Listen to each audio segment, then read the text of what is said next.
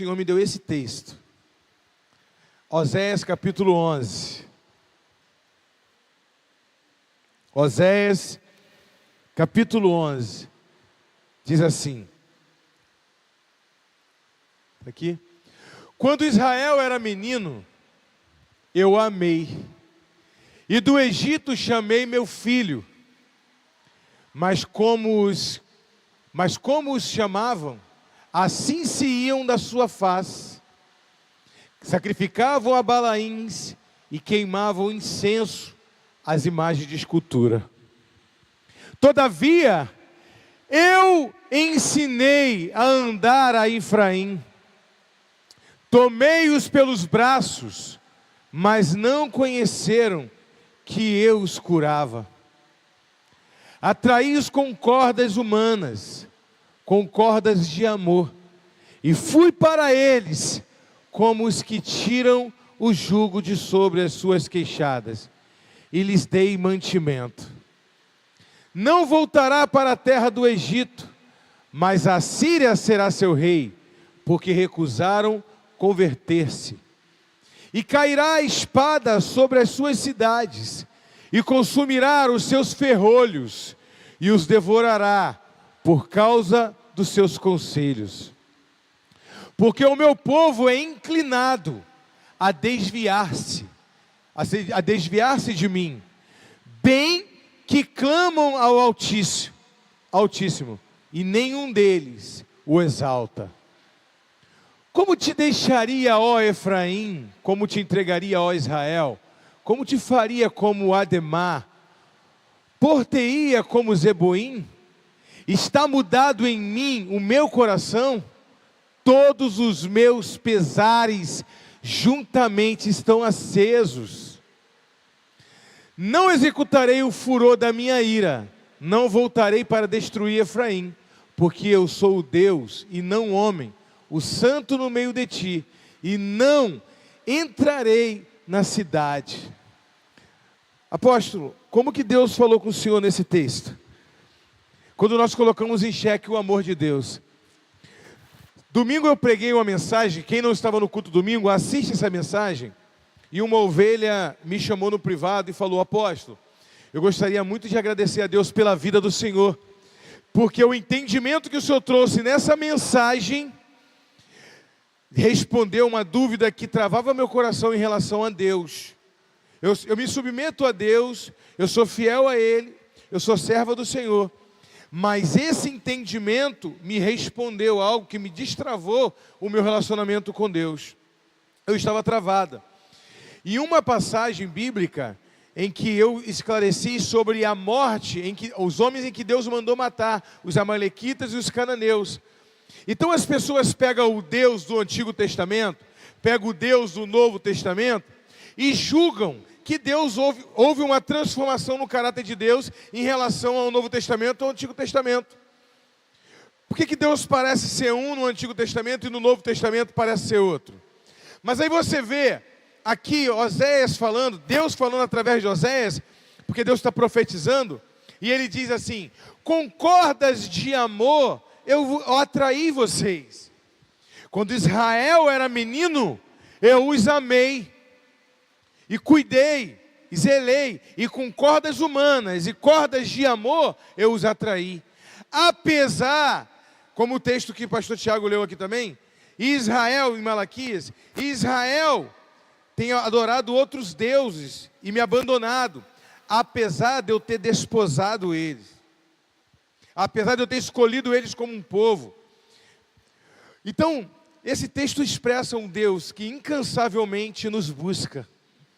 Sabe, um dia eu vi um testemunho num livro, eu li um livro, esse cara é um psicólogo, lá nos Estados Unidos, ele contando como que ele se converteu. Ele sofreu um acidente muito grande, ele não acreditava em Deus, ele era ateu, e ele sofreu um acidente de carro que o carro virou um papel. E segundo os médicos, os físicos, ninguém sobreviveria àquilo ali, ele saiu sem nenhum arranhão. O carro virou um papel debaixo da carreta, um papel. E ele, a partir dali, ele começou a acreditar que Deus existia, mas ele não sabia qual Deus ainda. O único Deus que ele não acreditava era o Deus do cristão, porque existia uma discrepância, uma contrariedade entre o discurso, entre o que é pregado e o que é vivido. E ele conviveu com muitos cristãos, e nisso que ele conviveu, ele percebeu que não estava alinhada a vida daqueles cristãos à vida de Cristo que eles pregavam. Então ele acabou descartando o evangelho no seu coração. Então ele disse: agora eu creio que Deus existe, mas eu não acredito que seja o Deus dos cristãos. Então ele leu todos os livros e estudou sobre todas as religiões do mundo, do espiritismo ao hinduísmo, tudo. Ele estudou a história toda de Mahatma Gandhi, ele estudou a história de Buda, tudo. E ele não encontrava paz no coração dele. Até que um amigo orando e falando para ele, direcionou ele: cara, tu já leu a Bíblia? Ele: não, a Bíblia eu não vou ler, porque a Bíblia eu já descartei. Eu creio que existe um Deus que me salvou naquele acidente. E aí o amigo falou: mas, por favor, tenha a experiência de pelo menos ter lido, para que você descartar com mais legalidade. Mas lê. E ele começou a ler a Bíblia. E ele se converteu, porque ele encontrou o Deus que salvou ele. Porque o Deus que salvou ele era o único Deus que ele não estava buscando, ele nem estava pensando em Deus, ele era ateu. E Deus deu livramento a ele. Ele disse: não, em todas as religiões os homens fazem alguma coisa para receber algo de Deus. O homem tem que fazer um sacrifício para poder aplacar a ira de Deus. O homem tem que fazer um negócio para poder se beneficiar com Deus. Tem que dar um filho, tem que fazer alguma coisa, tem que subir uma escada, tem que fazer alguma coisa. Mas esse que me salvou, eu não fiz nada. E ele me salvou. Eu nem estava pensando nele. E o Deus da Bíblia é o Deus que ele revela, esse Deus que me acessou. E aí ele leu as cartas de Paulo. Ele viu Deus enviando o seu filho na terra. Ele viu as cartas de Paulo. Paulo, quando disse: eu que outrora era um perseguidor insolente, encontrei misericórdia na graça de Cristo na minha ignorância. Como é que se revela um ignorante? Um homem que ignora, um homem que não sabe nada. Você só acha que você está procurando. E como é que um Deus se revela? Um Deus que se revela. Um Deus que é paciente. E aí ele compreendeu. O problema é que as pessoas têm uma ideia dos deuses do Antigo Testamento, do Deus do Novo Testamento, coloca numa balança, olhando pelas lentes dele, e ele nem procura saber. Se você olhar e começar a ler a Bíblia, o Antigo Testamento, e começar a perceber o amor de Deus, você vai encontrar no Novo Testamento, vai encontrar graça no Antigo Testamento, vai encontrar graça no Novo, vai encontrar graça no Antigo Testamento. O problema é que as pessoas dizem assim: mas apóstolo, Deus nos 10 mandamentos, ele disse: não matarás. Tu acredita que eu testei a inteligência artificial? A OpenAI. Você abre lá a OpenAI, a inteligência artificial, e eu joguei o ChatGPT, joguei: se Deus é amor, por que Deus mandou matar? E ela ficou calada, travou. Falou nada. Aí eu falei assim: vou facilitar as coisas para ela. Eu falei: se na tábua da lei está escrito não matarás, porque Deus mandou Josué matar. Ela travou de novo. Eu falei assim: ah, para. Isso é só revelação mesmo. ChatGPT não vai dar. Aí quando eu insisti e falei: você não sabe? Ele falou: existem coisas que eu não sei, porque eu sou um site não sei o que lá. Eu sou inteligência artificial. Eu falei assim: pronto, falou que eu sabia, que ele é uma inteligência artificial. E aí não achou. Eu falei assim: vou incrementar, né? Vai que essa inteligência artificial fala alguma coisa aí que interessante. Não falou não. Só me lembra depois de excluir. Aí, a questão toda é, dali eu entendi. Sabe, o texto ali, quando Deus diz não matarás, no hebraico a tradução é não assassinarás. Não mate uma pessoa quando a pessoa, na covardia, não mate uma pessoa quando a pessoa não espera que está sendo morta. Não arme emboscada contra o seu irmão. Se uma pessoa está rendida, por que se Deus disse não matarás, por que ele vai lá e manda Josué matar? Essa é a primeira questão. Como é que Deus vai duelar contra o seu próprio caráter? Ele vai lá, entra na terra de Canaã e mata. Jamais Deus vai fazer isso. Então é não assassinarás. E alguém pergunta, um policial pode ser crente, apóstolo? Pode. Se ele estiver trocando tiro com alguém e matar, ele não assassinou, ele matou, ele não assassinou. Agora, se a pessoa se render e abaixar as armas e ele matar, ele assassinou. Se ele encontrar um cara na rua ali, ele é bandido, e encostou o cara e matou, ele assassinou. O trabalho dele é prender, imobilizar e levar para a cadeia. A morte é o último caso, quando tem tiro, tem troca de tiro. Quem está entendendo? Então não é pecado um cristão ser policial. Embora eu acho que o cristão pode fazer outra coisa, né? Vamos vigiar, né, varão? Brincadeira. Pode ser cristão em qualquer área da vida. Onde tiver mais crente, irmãos, é melhor. Tem menos corrupção, tem mais seriedade. Tem nada contra isso. Mas a minha questão é, e agora isso legitima mais ainda. Então Deus mandou assassinar o povo da terra. Porque o povo estava lá quietinho, plantando, colhendo, trabalhando, e Deus falou, vai lá e mata. Aí entra a questão de você olhar o que, pelo olhar de Deus. Como assim, apóstolo? Eu ouvi uma mãe falar assim para mim, eu preferia que Deus colhesse meu filho, levasse meu filho. Eu queria só que ele fosse salvo. Porque o meu filho está tirando muitas vidas por aí. E às vezes até de inocente, que ele recebe para pagar, para matar. E eu sei que ele faz, ele é meu filho. Mas um dia que meu filho sair dessa terra, eu vou sentir um alívio muito grande no meu coração, saber que mais um dia, menos uma pessoa vai morrer, porque ele vai matar, vai morrer. Se eu ouvir um negócio desse sua mãe, toda mãe quer que o filho se converta, não é isso? E ela também quer que o filho dela se converta. Mas se não é para não se converter e permanecer assim, eu prefiro que Deus leve. Eu não quero saber que todo dia tem uma mãe chorando por causa de uma pessoa que eu coloquei no mundo. Sabe, a questão toda é quando você olha por uma outra ótica. Qual é a ótica, apóstolo? Imagina só, o povo está lá, sacrificando crianças para entidades.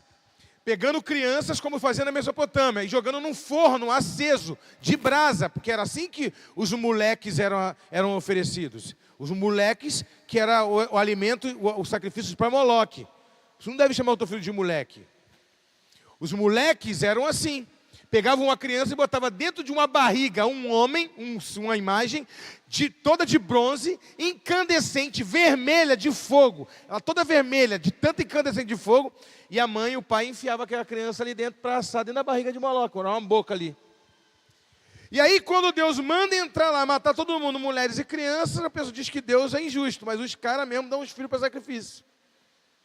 A questão toda, aprenda o seguinte, Deus disse para Abraão lá atrás, 450, quase 500 anos atrás, e disse, Abraão, a terra que eu te dou hoje, eu entrego para os seus descendentes, mas eles vão ter que passar pelo Egito primeiro. Porque a medida de pecado dos amorreus, dos perezeus, de todos os herezeus, ainda dos cananeus, não está completa.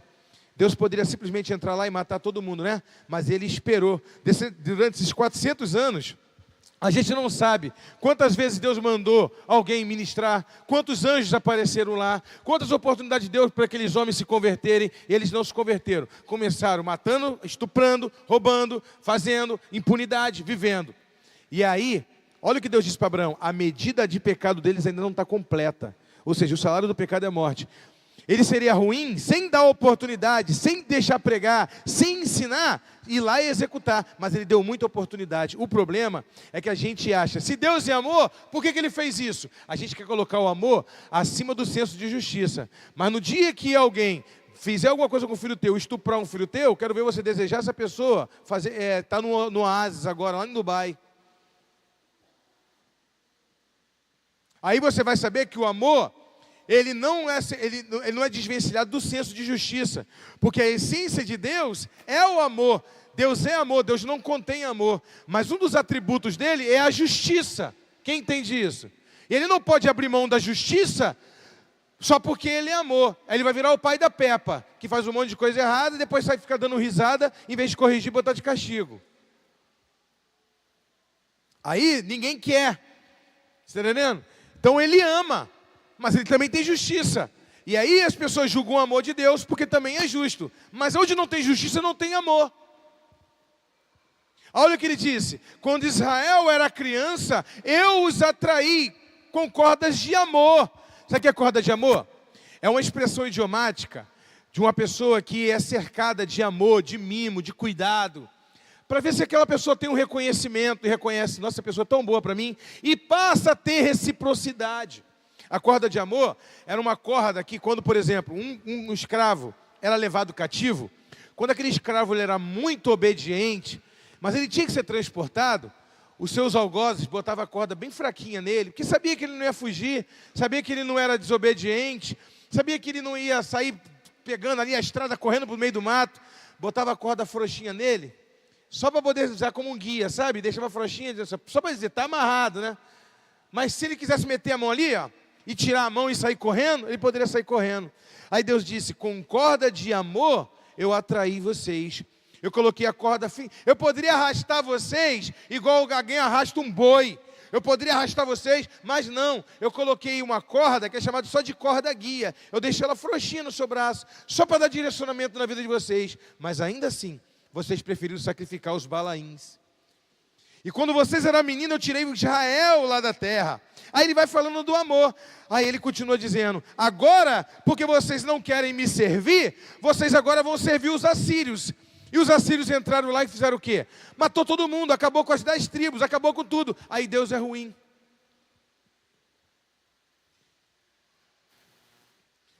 Uma pessoa, né, ela faz tudo de errado, ela mata, ela dá o filho, ela faz aberrações, ela contamina a terra.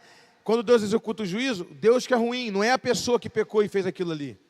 Irmãos, sabe o que é empatia? Empatia é você se colocar no lugar do outro.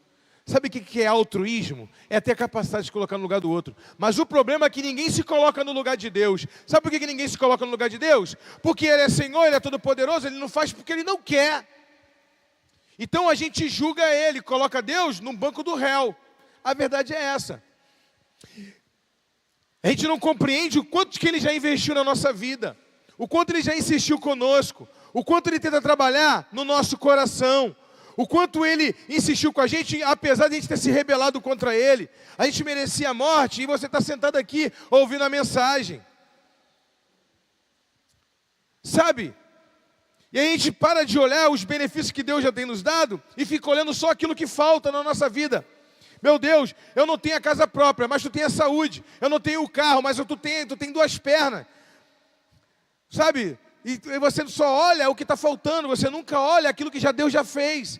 E aí não cria uma estrutura para Deus continuar fazendo. Vira um relacionamento entre dar e receber e gratidão e ingratidão. Quando você começa a buscar o Senhor pelo que Ele é, irmãos, ninguém gosta de ser buscado, de ser achado em interesse, não. Ninguém. Eu vi um testemunho de um cara muito milionário.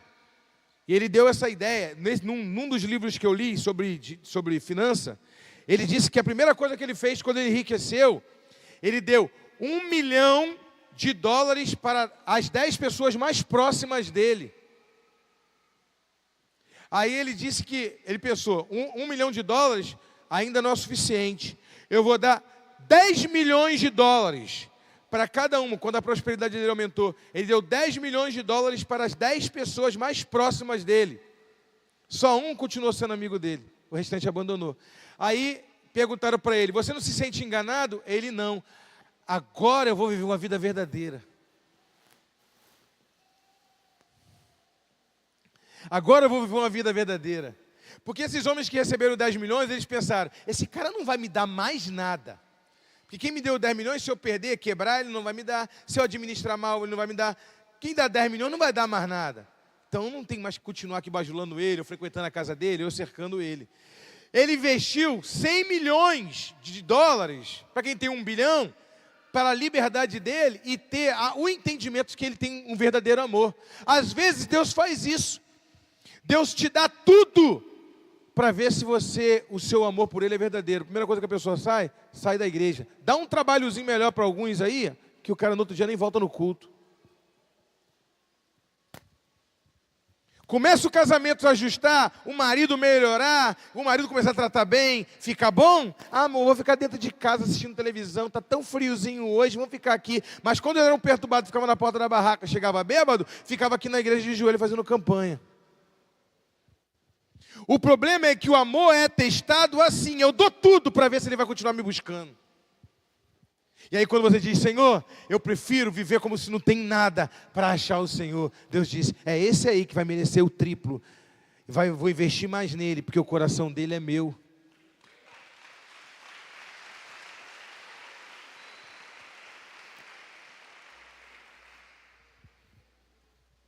E aí um relacionamento não é baseado em dar e receber. Eu gosto de contar o exemplo de um outro livro que eu li, porque não tem como dar referência. Porque às vezes tu lê e tu não esquece. Às vezes até o nome do autor americano é difícil pra caramba e tu acaba esquecendo. O camarada disse que tinha 3 filhos, 2 meninas e um menino. E toda vez que ele chegava do trabalho, ele ficava na plataforma. Quando ele voltava, os filhos dele vinham correndo atrás e agarrava. Aí vinha a menina, agarrava na perna, vinha outra menina, agarrava no outro, e o filho agarrava na cintura, que era um pouquinho maior. E um dia, o filho dele insistiu querendo muito videogame, ele com todos os custos, ele foi e deu o videogame para o filho. E quando ele acabou de dar o videogame para o filho, ele voltou da plataforma depois de 15 dias, quando ele buzinava, as crianças já corriam para o quintal. Nesse dia, só correu as 2 meninas, e as meninas foram, agarraram na perna dele, mas o menino não foi, ficou brincando no videogame. Ele olhou para o filho e falou assim, eu não te dei o videogame para você me trocar pelo videogame. Eu te dei o videogame para te aproximar mais ainda de mim. Para você ser grato e correr com mais velocidade do que as tuas irmãs ao meu encontro. Mas o videogame que eu te dei te distraiu. Naquele dia, depois por causa de algo que eu te dei, só senti 2 abraços, o outro eu não tive. A questão é que pessoas vão passar a vida toda na igreja, todo dia vindo aqui no altar, abraçando o Senhor. Eu acho lindo isso, irmãos. Quando um pastor, quando um 12 vem, e não tem preconceito que vão pensar de mim. Eu gosto de gente que chora na presença do Senhor. Sabe? E continue, Deus fala, assim está tão gostoso, porque no dia que eu te der, eu não vou ter mais isso, você correndo para me abraçar. Se você já definiu no seu coração a amar a Deus, indiferente de qualquer coisa, de luta, dificuldade, qualquer tormenta que você passe, se você já definiu, já configurou esse amor no seu coração, você pode esperar que a bênção, a prosperidade, todas as outras coisas vão ser acrescentadas na sua vida, mas isso não está configurado ainda no teu coração, não está configurado, então você pode ficar tranquilo, que ainda está muito longe de Deus te dar o que você gostaria de ter. A não ser que Ele te dê, só para te despachar de vez. Não aguento mais esse interesseiro. Eu só amo esse interesseiro. Toma, interesseiro, vai, dá lá. Some. Ganha teu caminho. Igual aquele homem fez com os 10 milhões de dólares. Quem é grato, mesmo sem ter nada, tem motivos para agradecer. O ingrato pode estar cercado de bênção, ele tem motivo para ser ingrato. Amém? Está todo mundo ligado? Eu gosto de lembrar daquela história que eu sempre conto, falando do amor de Deus, e falando de como conhecer o Senhor, né? As pessoas, elas têm Deus, cada um na sua perspectiva, né? Por exemplo, a história do elefante, que eu sempre conto, né?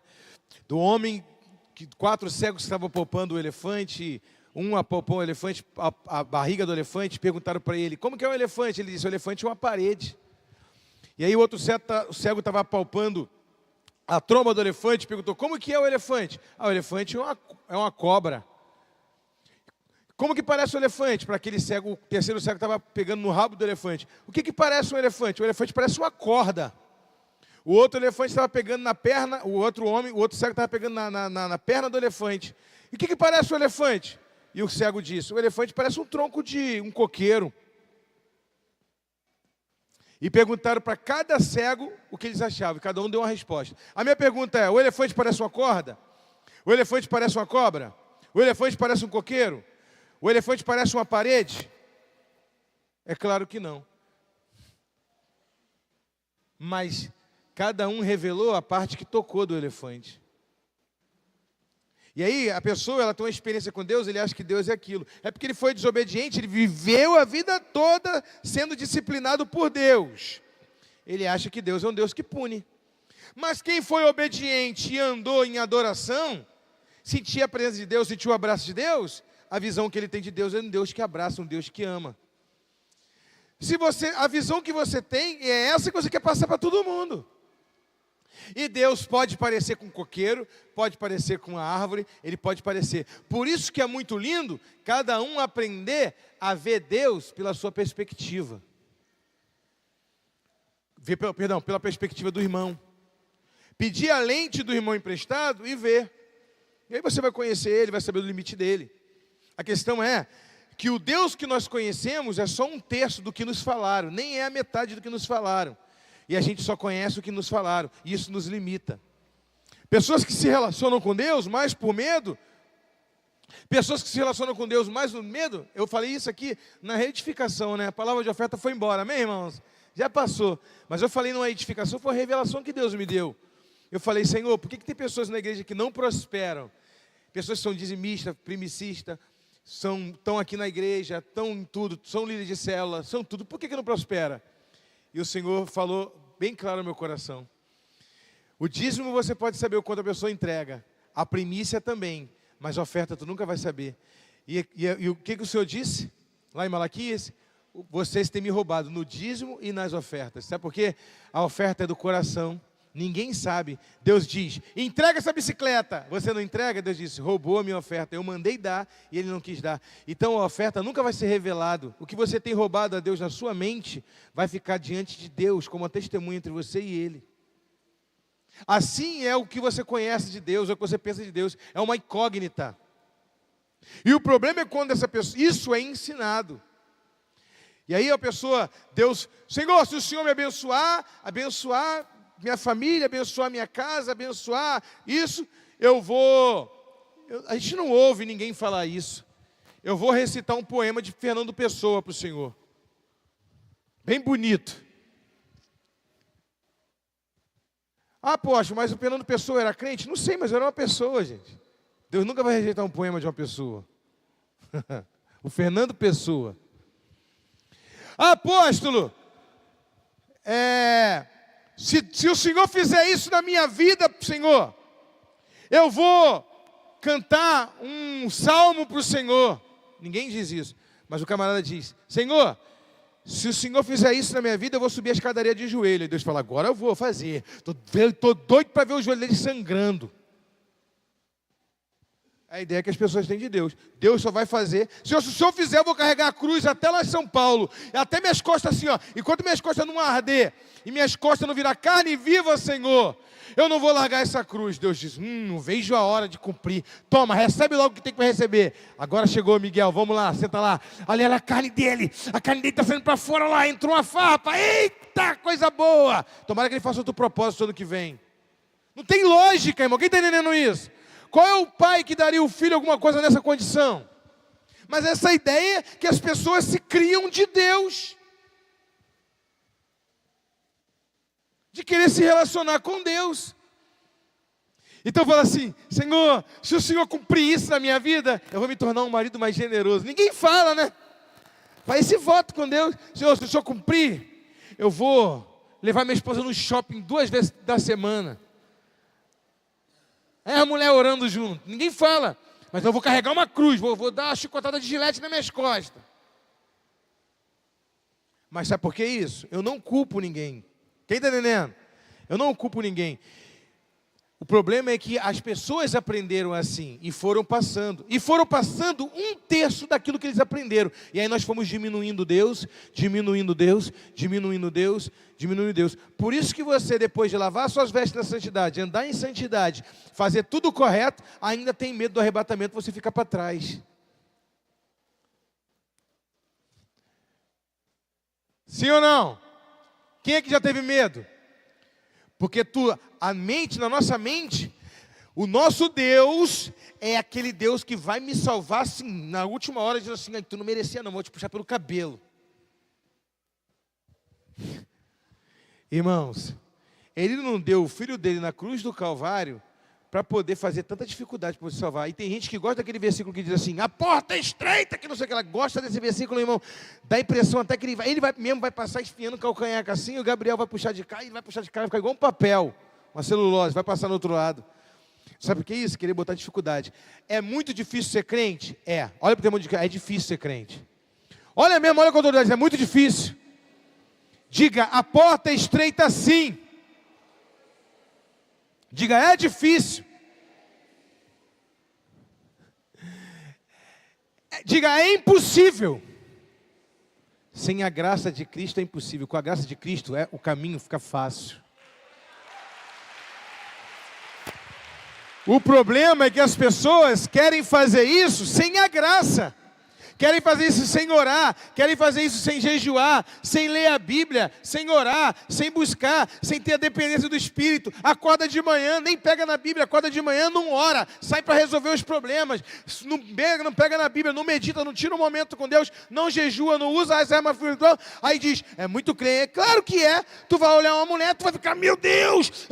Tu vai olhar uma bebida, tu era viciado, meu Deus, a cervejinha, ai meu Deus, a gelada, ai Jesus amado, ai meu Deus, eu não posso, sou crente. Está lutando na carne, luta no espírito, vai ver se não é fácil. É muito difícil ser crente sem amar a Deus. Porque amado, todos são por Deus. E aí que entra a questão.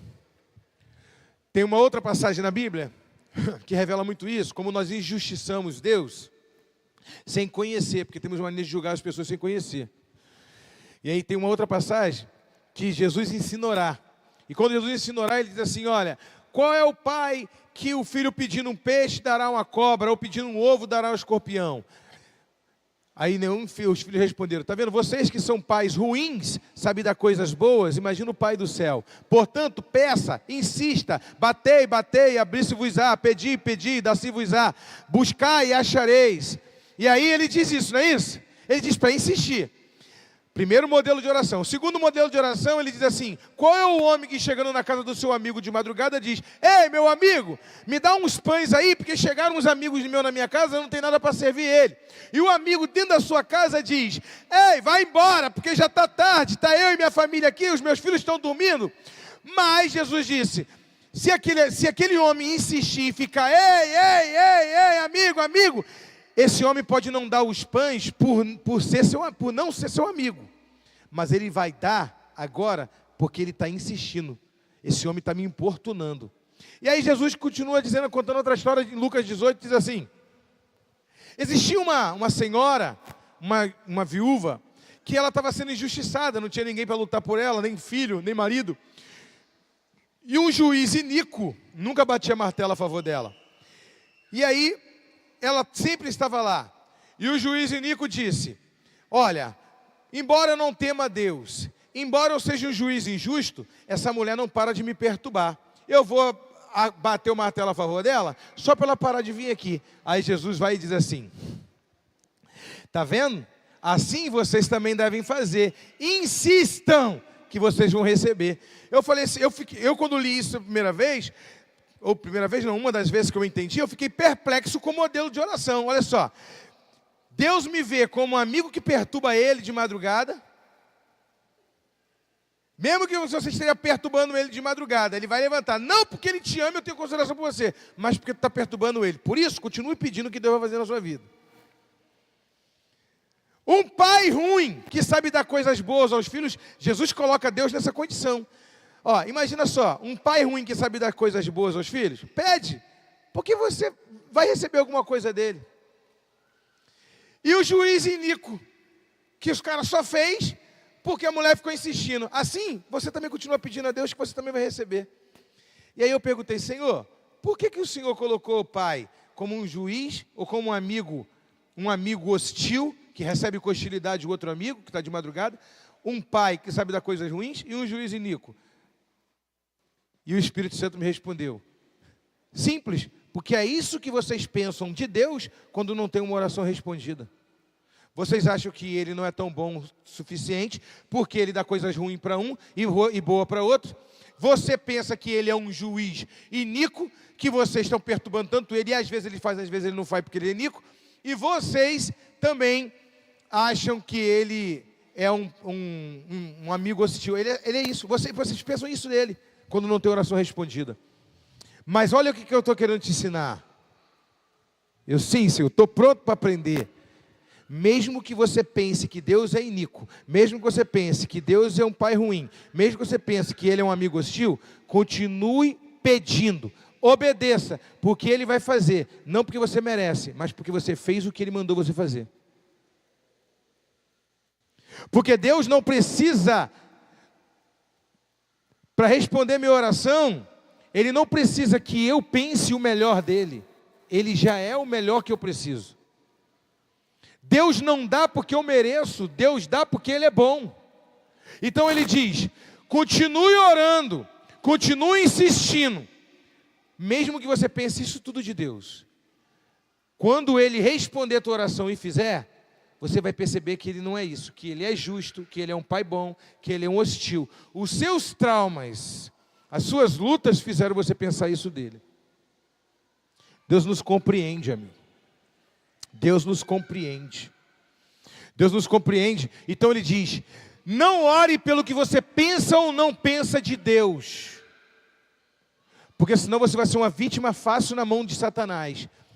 Quando você orar 10 dias por alguma coisa e Deus não responder, é porque Ele está no controle de tudo, Ele vai dar daqui 1 ano, ou Deus não tem aquilo para você. O diabo vai dizer, está vendo? Ele só faz quando quer e com quem Ele quer. Ele é um pai bom que às vezes faz coisas boas para alguns.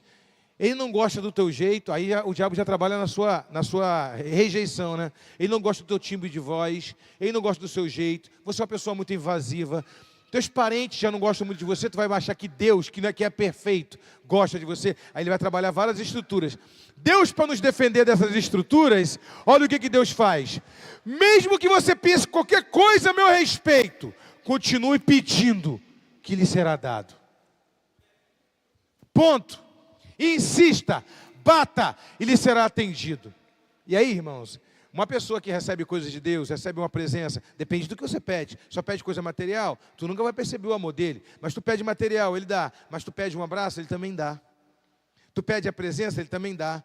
Tu insiste por um dom espiritual, igual tu insiste pela porta de emprego, então tu vai receber o dom espiritual, mas também vai receber a porta de emprego. O problema é que a gente só insiste por algo que é bom para mim, mas a gente nunca vai insistir por aquilo que é bom para agradar o coração do Senhor. Esse é o diferencial. Por isso que as campanhas da igreja são 7 semanas para a casa própria, 7 semanas para a porta de emprego, 7 semanas para a libertação da família. Mas não existe, eu nunca vi uma campanha 7 semanas para ser batizado com o Espírito Santo, 7 semanas para ter uma intimidade mais profunda com Deus, conhecer o amor de Deus. A igreja fica vazia.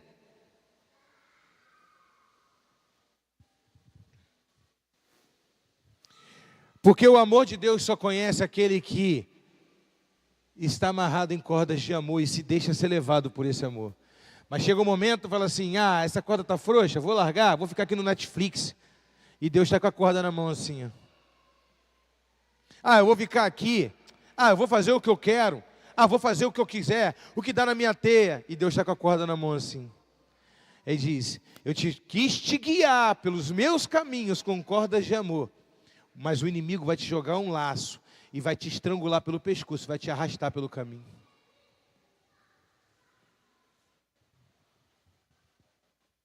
É mais ou menos isso. Quem está entendendo? Quantos querem as cordas de amor de Deus? Diga aleluia!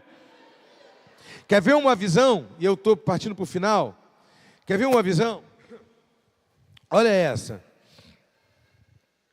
Quando Davi resolveu contar ao povo, 2 Samuel capítulo 24, olha só. 2 Samuel capítulo 24, 2 Samuel, 2. E a ira do Senhor, está todo mundo comigo no texto? Sim ou não, gente? E a ira do Senhor se tornou a acender contra Israel.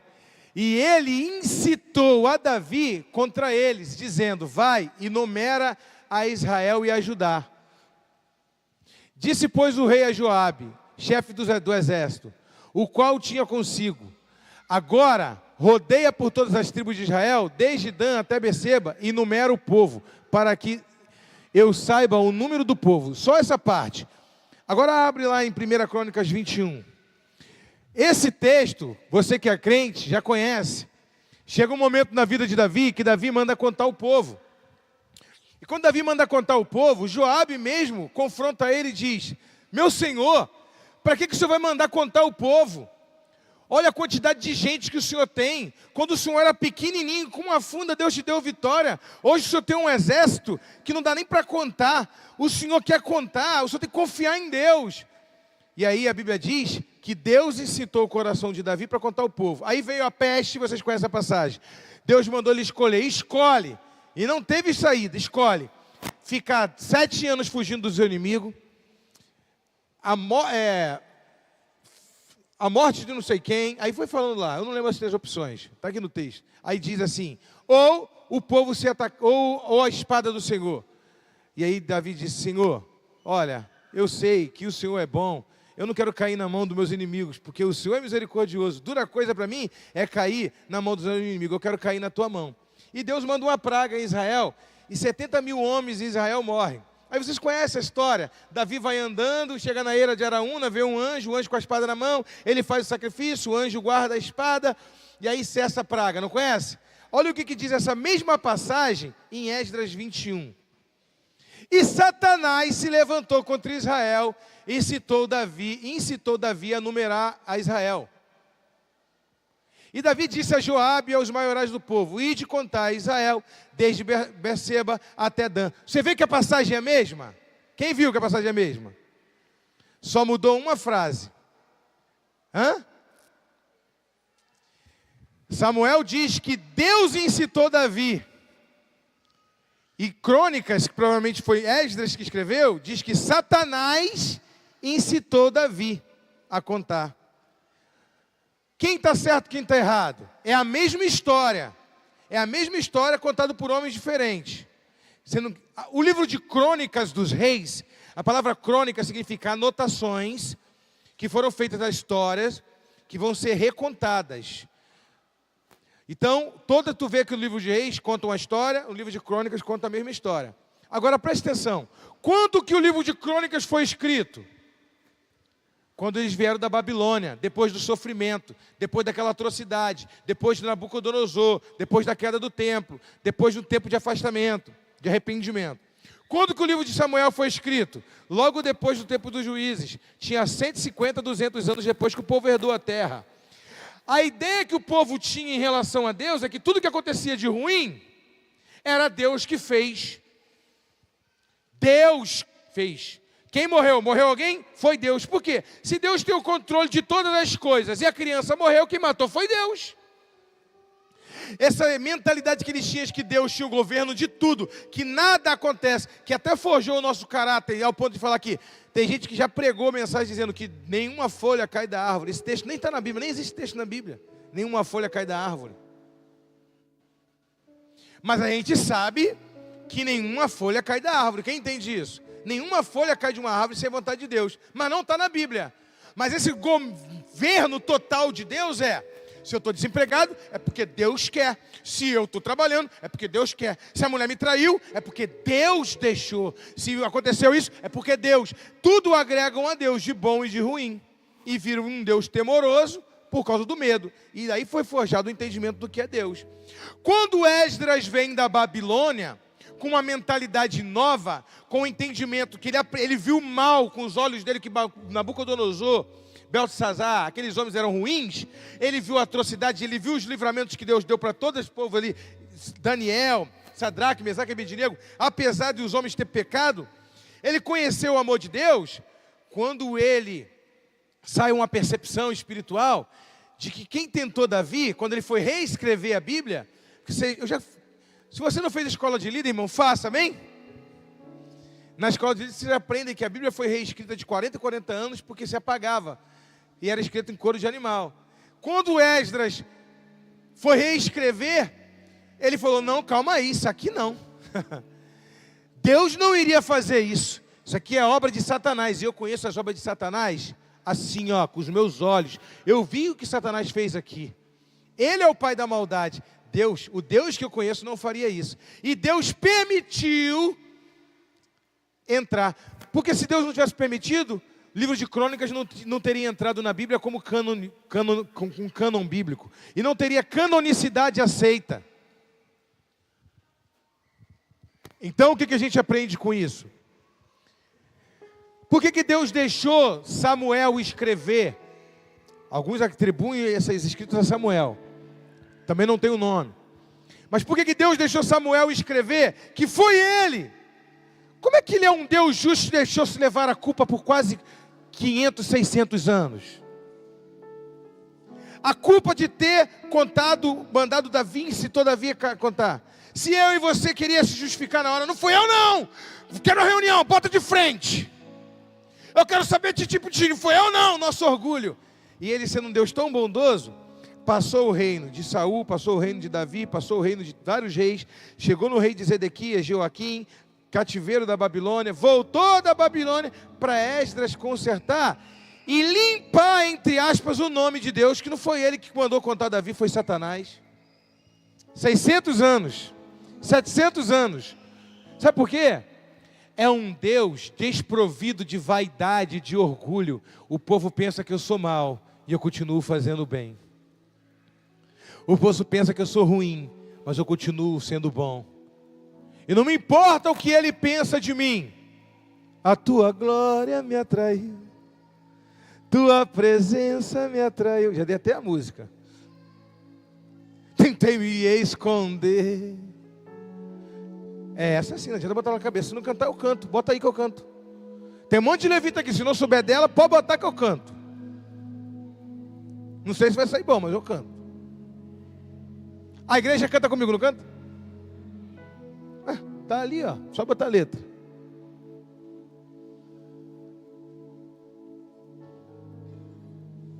Escute. O Deus de Israel continua sendo bom, apesar de nós sermos maus. O Deus de Israel é maravilhoso. Quando nós não compreendemos Ele, continua sendo maravilhoso. Nós julgamos Ele o tempo todo. Julgamos Ele o tempo todo. Só porque Ele não se enquadra nos nossos padrões. Porque Deus não se enquadra no meu padrão, para mim Ele é ruim. Quando o pastor Vinícius estava lá em casa, que a Preta tinha 3 anos, a Isabela tinha 1,5, 2, antes de eu ser enviado para cá, que a Isabela, sempre a gente fechava a porta porque tinha piscina na minha casa, a piscina não é igual ali que tem deck, na nossa casa tem, era embaixo. A Preta chega perto da gente, sentado na sala, o pastor Vinícius estava assim, e ela diz, Pepela Pitina. Pastor Vinícius largou tudo, tá com o copo na mão, correu, pegou a Isabela dentro da piscina. E a minha filha estaria morta lá, porque eu não iria lá. E a Preta ia ficar falando, Pepela Piscina, eu ia achar que estava pedindo para tomar banho de piscina. O pastor Vinícius teve esse discernimento, correu. Porque a porta sempre ficava fechada, sempre. Mas a menina que trabalhava lá antes saiu, esqueceu o negócio, saiu e deixou a porta aberta. Eu poderia hoje, eu falei, nossa, Deus é muito bom. Mas hoje eu poderia estar dizendo, Deus é terrível. Minha filhinha tinha culpa disso? Deus não guardou minha casa? Deus tem culpa que eu não tranquei a porta? A questão é, eu quero que Ele seja Deus até na minha negligência. Eu quero que Ele seja Senhor e faça tudo mesmo. E Ele disse, olha, o mundo jaz do maligno. O mundo é perverso, vai ter maldade. E vai sim, pessoas justas morrer atingida. E eu não vou livrar todos. Mas naquele grande dia eu vou justificar aqueles que são justificados. E eu vou dar galardão. Eu vou julgar Satanás, que é o pai da maldade. Vou pisar na cabeça dele, vou julgar ele. Mas eu não posso ser um Senhor que cerca vocês de tudo, não deixo nenhum mal acontecer, porque esse mundo jaz do maligno. E o pecado não entrou por minha conta não, entrou pelo ascendente de vocês. Então eu vou tentando consertar as coisas, atraindo, salvando. E alguém diz assim, mas morreu fulano. E Deus, eu te garanto que quem está sofrendo muito mais é Ele. Sabe por quê? Quem pagou o preço maior para regenerar a humanidade? Seu único filho. Irmão, tu daria teu único filho que nunca pecou, santo, puro, não tem maldade nenhuma no coração, para morrer por um assassino, pelo estuprador? Tu não daria. Então quem aqui é capaz de julgar o amor de Deus? Quem aqui é capaz de apontar e falar que ele não ama? Quem pagou o maior preço foi ele. Eu lembro de um livro também, que eu li uma história de um pai que descobriu que o sangue do filho dele, falou assim, o médico chegou para ele e perguntou, se você descobrisse que o sangue do teu filho era cura para uma doença incurável, eu ficaria muito feliz. O teu filho teria a oportunidade de salvar o mundo. Imagina, teu filho, você só tem um filho, um único filho. E aí o sangue dele pode salvar outros.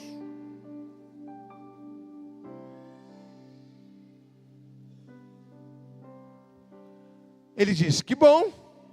Vai pegar o sangue do meu filho, vai estudar, vai descobrir a forma. Não. A gente vai ter que tirar o sangue dele todo. Não vai deixar nenhuma gota, ele vai ter que morrer. Aí não. Foi a atitude do cara na hora. Ele falou, aí não. Não, aí não. Se você quiser examinar o sangue dele, pegar uma porçãozinha do sangue dele, até 100 ml, 200, 400, para fazer um exame para descobrir a cura, mas arrancar o sangue dele todo e morrer?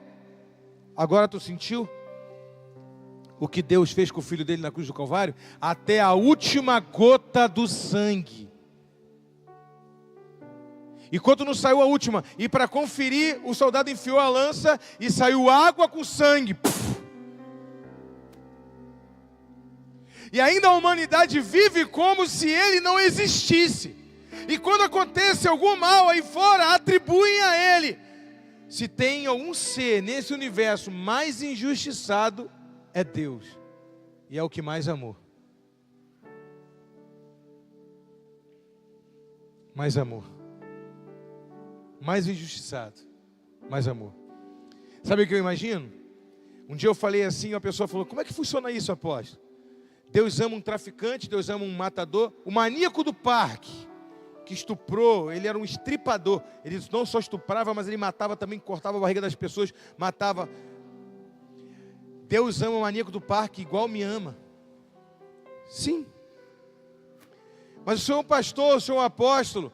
Deus ama um estuprador, um matador igual? Sim. Como é que funciona isso? A Bíblia diz que Deus nos amou primeiro quando ainda éramos miseráveis pecadores. Base bíblica. Porque Ele nos transportou das trevas para o reino do Filho do seu amor. E Ele não diz do reino de amor do seu Filho. Ele diz, Ele nos transportou do reino das trevas para o reino do Filho do seu amor. Porque Jesus foi gerado em amor. Como disse Davi, né?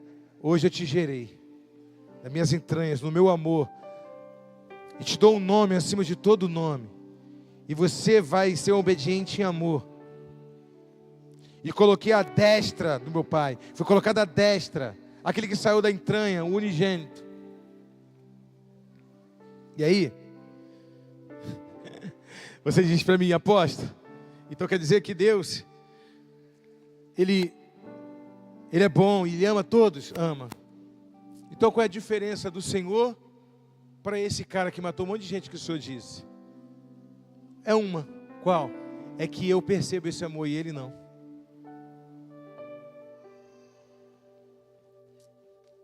E por eu perceber esse amor, eu me comporto diferente, porque quem é amado se comporta diferente. Se o marido chega em casa e pega a esposa conversando com a mãe, a sogra está, sei lá, falando mal dele, e ele está, mãe, para de falar do meu marido, eu amo ele, é um marido excelente, eu faço tudo para ele porque ele é um marido maravilhoso, eu não me vejo em ele, eu não vejo ele é a melhor pessoa, eu daria minha vida por ele. A mãe, não fala isso não, isso me entristece. E você atrás da porta ouve isso. O teu comportamento em relação a essa pessoa muda ou não muda? Porque você descobriu, nem que seja por trás da porta, o quanto que aquela pessoa te ama. Quando a gente descobre o amor de Deus, a gente procura não pecar. Peca no pensamento, peca acidentalmente, mas a gente larga o pecado, Ele nos ajuda a tirar do pecado, ou no mínimo a gente pede Ele ajuda para largar o pecado, porque a gente não quer conviver com Deus tão amoroso e tão santo, estando em pecado. Se uma mulher sabe que o marido é bom, e sabe que pode chegar a qualquer momento com presente, ela prepara o melhor jantar, porque sabe que a qualquer momento ele está chegando com presente, aí tem reciprocidade. É muito bom perceber que é amado. É ou não é? Por isso ele diz assim, Oséias, no livro de Oséias, o Senhor disse: esse povo me exalta com a boca, mas não com o coração. O coração deles, e disse para Isaías também: esse povo me honra com os lábios, mas o coração está longe de mim. Está na hora de a gente começar a retribuir esse amor. Nunca vamos retribuir, mas começar a retribuir com gratidão, investir mais tempo em oração, agradecendo a Ele pelo amor dEle. A gente passa mais tempo pedindo. Está na hora de a gente começar a entrar na presença dEle e falando: Senhor, muito obrigado por tudo, pelo Teu amor, porque o Senhor me amarrou com corda de amor, me atraiu e me livrou e me fez a minha vida. Muito obrigado, Senhor, por tudo. Muito obrigado pela Tua graça. Muito obrigado por ter enviado Teu único Filho. Ele não merecia isso, mas Ele morreu no meu lugar. Muito obrigado, Senhor. E reconhecer esse amor. Aí, irmãos, que entra. Apóstolo, então existem pessoas mais amadas por Deus? Existe, pastora Ana? Ninguém é mais amado. Pastora Ana me ama tanto, se perguntar, eu acho que o Senhor é mais amada, pô. Ninguém é mais amado por Deus. Mas tem gente que tem mais intimidade com Deus, sabe por quê? Porque percebe mais esse amor e é mais grato, aí agrada mais a Deus, e obedece mais, e ora mais, e busca mais. Então o comportamento dele muda, e conforme o comportamento muda, as bênçãos são maiores. Tudo em volta muda, o casamento, o ministério é diferente, a vida muda, tudo é diferente. Aí, Deus ama mais essa pessoa do que eu, porque Ele é tão abençoado dessa maneira. É porque Ele usufrui muito mais do direito que Ele tem, porque Ele conhece o amor de Deus. Em doses homeopáticas, Deus vai revelando o amor. Por isso que tem que orar muito, jejuar muito, ler a Bíblia muito. Quanto mais tu conheces de Deus, melhor ajuste o teu comportamento. E o comportamento ajustado, mais bênção, mais consequências vêm sobre a sua vida. Quanto mais distante, mais no pecado, mais longe, mas ainda amado. Até indo para o inferno, mas ainda amado. Se coloca de pé.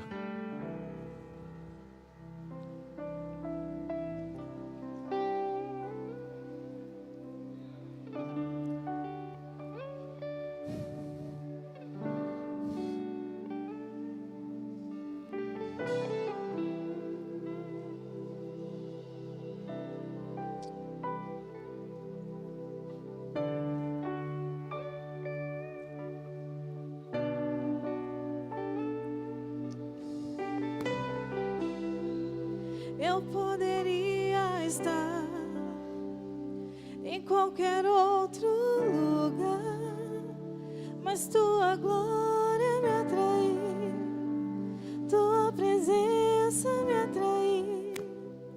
Tentei me esconder por medo de não viver, mas Tua glória me atraiu, Tua presença me atraiu. É que a sarça pegou fogo e não se consumiu, e a voz que saiu dela um dia me atraiu, e o meu coração queimou até que descobriu que um dia com Você precisa hoje conhecer o amor dEle. É que a sarça pegou fogo. O Senhor te trouxe aqui nessa noite para dizer: você só precisa deixar a religião de lado e começar a experimentar o amor dEle. O quanto Ele te ama, o quanto Ele tem cuidado de você, o quanto o Senhor tem te livrado, te transformado. O Senhor te trouxe até aqui para você experimentar o amor dEle. Você que está longe desse amor, talvez esteja afastado, vem aqui na frente, entrega a tua vida na mão do Senhor, entrega teu caminho. Sabe, você que precisa reconhecer esse amor, pode entregar. O Senhor vai mudar a tua história. O amor de Deus nos atraiu. Tentei me esconder por medo de não viver, Mas a tua glória, Tua glória me atraiu, tua presença, é que a sarça pegou fogo e não se consumiu, e a voz que saiu dela um dia me atraiu, e o meu coração queimou até que descobriu que um dia com tua glória vale mais que mil.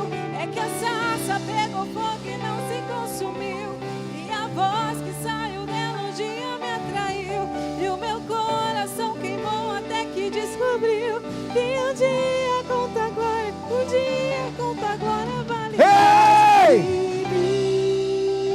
Espírito Santo de Deus, Ele está dizendo: eu te atraí e com cordas de amor eu te trouxe até aqui.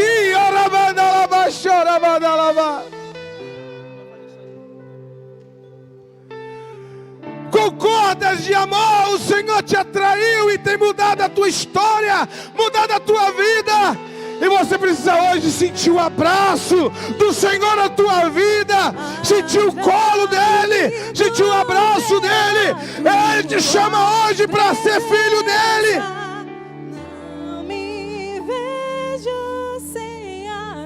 Ele te chama hoje para ser tocado pelo Espírito dEle. O caminho é estreito, sim, é difícil, sim, mas com Ele se torna fácil, porque Ele tem nos carregado, Ele tem nos direcionado, Ele tem limpado o caminho na nossa frente.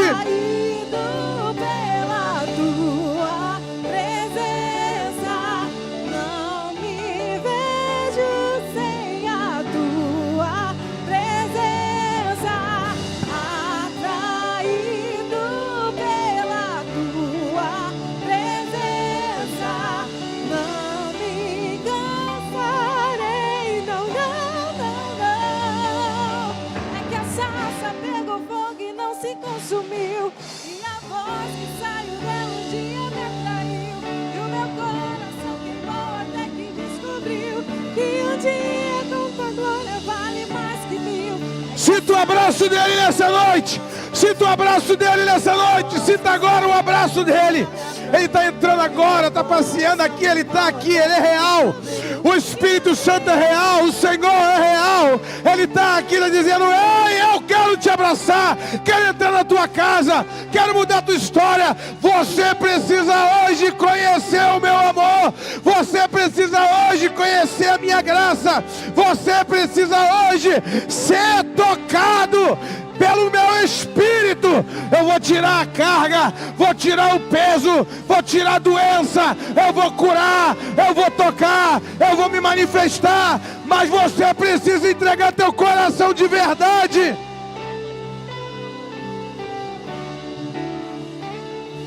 Se o Senhor fizer, se o Senhor isso, se o Senhor aquilo, Deus diz: ei, entrega o teu caminho, entrega a tua vida, me entrega o teu coração, filho meu, dá-me o teu coração. Filho meu, dá-me o teu coração. E você que pensa que tem alguma coisa, talvez o Senhor tenha te dado só para provar o que está no teu coração. Não se iluda, vá para o pó, vai orar, não deixe o teu coração ir para longe dele, porque depois de ter tudo, muitos se perdem depois de ter tudo. Quantos líderes, pastores passaram lutas, e quando Deus prosperou, abandonou ele, foi para o pecado, foi para a prostituição, foi para o engano. Quantos criaram doutrinas para poder defender suas carnalidades, só que antes choravam, se arrependiam, mas hoje criaram doutrinas para defender sua carnalidade. Talvez Deus esteja te abençoando, talvez Deus esteja só te entregando o que é teu, para ver se você ganha o teu rumo. Então não julgue você ser melhor do que ninguém. Somente fale: Deus, isso que o Senhor está me dando não deixa mudar meu coração, isso que o Senhor está fazendo na minha vida não deixa mudar meu coração. E também que a dureza e a luta também não lute teu coração. Continue insistindo, buscando o Senhor. Persevere contra Ele, persevere no amor de Cristo, até que Cristo seja tudo na sua vida. Aí Deus vai transformar a sua casa, a sua família, seus filhos, vai te dar bênçãos infindáveis, ou não, porque também não vai te fazer falta se você conhecer o amor de Deus. Ter ou não ter não vai ter mais importância para você. Ter ou não ter não vai estar mais na sua lista de prioridade. Quando você conhece o amor dele de verdade, a gratidão da salvação eterna. Quando você entende que ele nos salvou e nos colocou nosso nome no livro da vida, e nós vamos morar eternamente com ele no céu, já tem motivo de gratidão. O que ele vai fazer nessa terra por mim é só uma consequência de uma busca que eu tenho nele, ou não. Se ele não quiser também, eu já sou grato. E aí Deus não tem por que não fazer. Deus olha e diz, não tem por que eu não fazer. Esse homem já mostrou que o coração dele é meu, ele me busca, ele me ama. Não tem por que eu não fazer. Deus, ele me ama, Deus, ele te ama, irmãos. Muitas das vezes ele só quer provar o nosso coração. Às vezes ele quer fazer igual esse milionário, sabe? Toma aí 10 milhões. Quero ver se você vai continuar sendo meu amigo. Estão aqui. Mas esse homem é muito trouxa. Investiu 100 milhões. Era melhor contratar um detetive, que um detetive descobriria por 100 mil. Não. O detetive, quando ele estaria contaminando o coração dele, ele prefere ser taxado como bobo e na pureza, do que querer ser esperto e audaz. Ele sempre vai acreditar em nós. Vai chegar um momento na nossa vida que ele vai dar tudo. Toma, Davi, tudo. O que você me ora hoje por um pouquinho, eu vou te dar em abundância. Agora eu quero saber onde estava teu coração. Se você vai continuar orando, vai continuar me buscando, vai continuar jejuando, eu tenho consciência disso. Não interessa onde você chegar, ou no estágio que você chegar, Deus tem que ser a sua prioridade. Levanta a sua mão. Que o amor de Deus Pai, a graça de nosso Senhor e Salvador Jesus Cristo, e a doce consolação e comunhão do Espírito Santo, e esteja com cada um de vocês hoje e eternamente. Aquele que toma posse diz: abrace teu irmão e vá com Deus.